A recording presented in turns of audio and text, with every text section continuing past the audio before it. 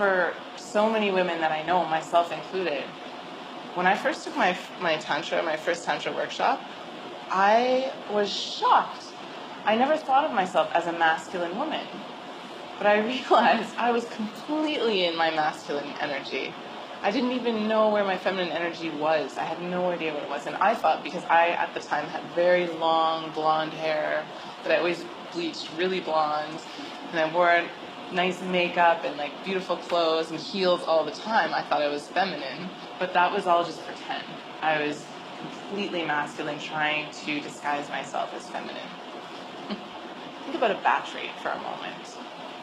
And you know, the battery needs to have a positive pole and a negative pole. And that's what allows the electrical charge to circuit. It's both of them.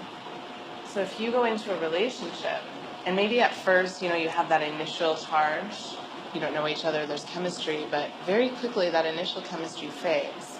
And if you find that both of you are coming from a masculine place, or both of you are coming from a feminine place, that polarity doesn't exist. So that circuitry dies. It can't flow.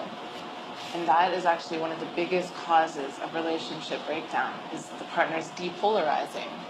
And it can happen both ways, but so many times I've seen it happen to me. So many of my friends have been through this. So many times it's because the woman is in her masculine.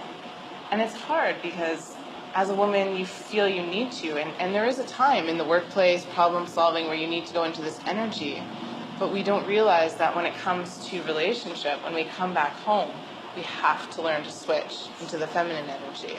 Otherwise, we're two positive poles of the battery. And what happens when you put two positive poles of the battery together? They repel each other.